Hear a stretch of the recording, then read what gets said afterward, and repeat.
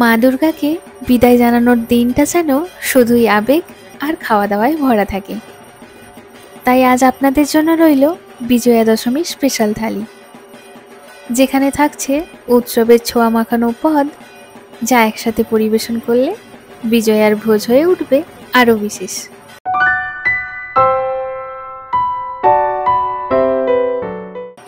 আজকের থালির প্রধান আকর্ষণ হলো চিকেন ঘি রোস্ট।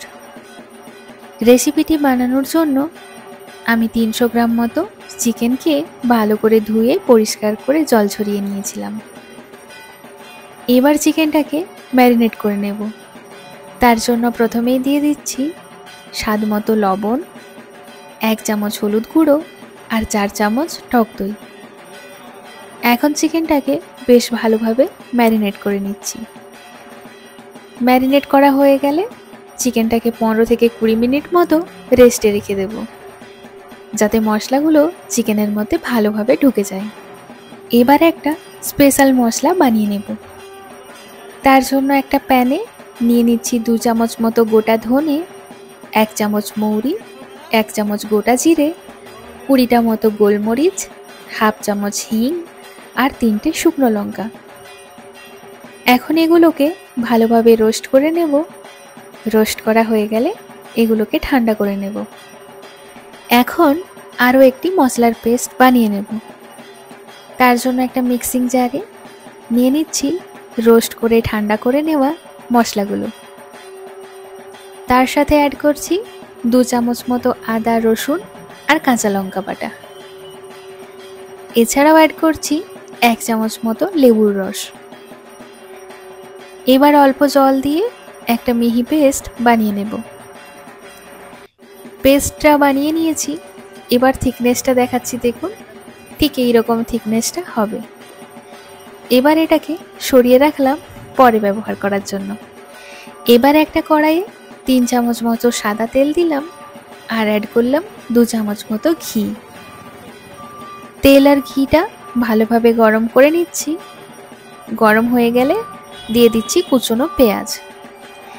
এখানে আমি 2টো মিডিয়াম সাইজের পেঁয়াজকে ছোট ছোট করে কুচি করে রেখেছিলাম। এখন পেঁয়াজটাকে 2 থেকে 3 মিনিট মতো সময় নিয়ে ভেজে নেব। 3 মিনিট ভেজে নেওয়ার পর পেঁয়াজটার গায়ে হালকা একটা কালার এসে গেছে আর পেঁয়াজটাও অনেকটা নরম হয়ে গেছে। এখন দিয়ে দিচ্ছি 10টা মতো কারি পাতা। আবারও সব কিছুকে মিশিয়ে নিয়ে মিনিট 2 ভেজে নেব। পেঁয়াজটা সোনালি করে ভাজা হয়ে গেছে। এখন এর মধ্যে অ্যাড করছি আগে থেকে বানিয়ে রাখা মশলার পেস্ট। এখন মশলাটাকে মিনিট 3 সময় নিয়ে ভালোভাবে ভেজে নেব, যাতে মশলার কাঁচা গন্ধটা পুরোপুরি চলে যায়। 3 মিনিট ভালোভাবে ভেজে নিয়েছি। এখন মিক্সি ধোয়া জলটা দিয়ে দিলাম। এখন এটাকে 7 থেকে 10 মিনিট মতো ভালোভাবে কষিয়ে নেব। মশলা যত ভালোভাবে কষানো হবে রান্নার স্বাদ কিন্তু ততটাই বাড়বে। সেই জন্য সময় নিয়েই মশলাটাকে কষাতে হবে। মশলা থেকে তেল ছেড়ে বেরিয়ে না আসা পর্যন্ত মশলাটাকে কষিয়ে নিতে হবে। 10 মিনিট মতো কষিয়ে নিয়েছি। দেখুন মশলা থেকে কত সুন্দরভাবে তেল ছেড়ে বেরিয়ে এসেছে। এবার মশলাটাকে আরেকবার নাড়াচাড়া করে মিশিয়ে নিচ্ছি। ভালোভাবে মিশিয়ে নেওয়ার পর এবার ম্যারিনেট করা চিকেনটাকে দিয়ে দিলাম। মশলার সাথে চিকেনটাকে ভালোভাবে মিশিয়ে নিয়ে এখন মিনিট 5 জন্য এটাকে কষিয়ে নেব।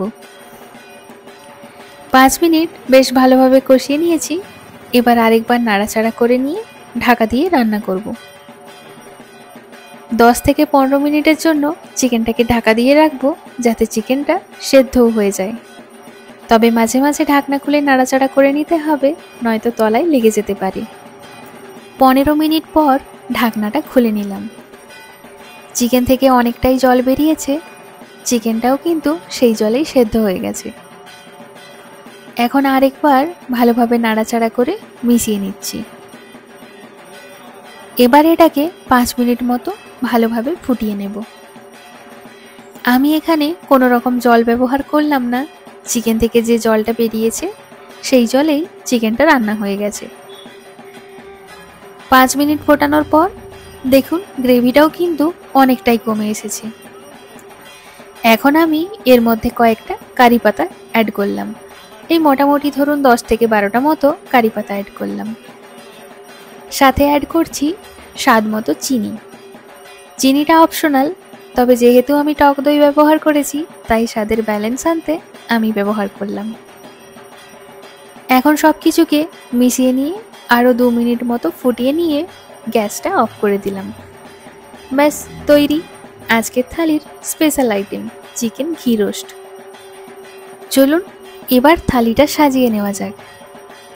প্রথমেই দিলাম একটা সাজানো প্লেট, তার মধ্যে রয়েছে সাদা ভাত, বাসন্তী পোলাও, বাদাম দিয়ে ঝুরি আলু ভাজা, পটল ভাজা, বেগুন ভাজা। এবার দিয়ে দিচ্ছি 1 প্লেট শুক্তো, সাথে দিচ্ছি ভেটকি মাছের পাতুরি, আর যাচ্ছে চিকেন ঘি রোস্ট, সাথে থাকছে চাটনি, মিষ্টি আর 1 গ্লাস কোল্ড ড্রিঙ্কস। এই হলো আমার বিজয়া দশমী স্পেশাল থালি। পুজোর শেষ দিনে এমন ভোজ যদি পরিবার পরিজনের সাথে ভাগ করে নেওয়া যায় তাহলে স্মৃতি হয়ে থাকবে সারা জীবন। আজকের থালির সবকটা রেসিপির লিঙ্ক কিন্তু ডেসক্রিপশন বক্সে দেওয়া থাকবে, ভালো লাগলে সেখান থেকে দেখে নেবেন। আর এরকম একটা থালি আপনিও দশমীর ভুরি ভোজে রাখতেই পারেন। শুভ শারদিয়া সকলকে, সকলের পুজো খুব ভালো কাটুক। আজ এই পর্যন্তই, দেখা হবে পরের ভিডিওতে। সবাই ভালো থাকবেন, সুস্থ থাকবেন। আজকের মতো টাটা।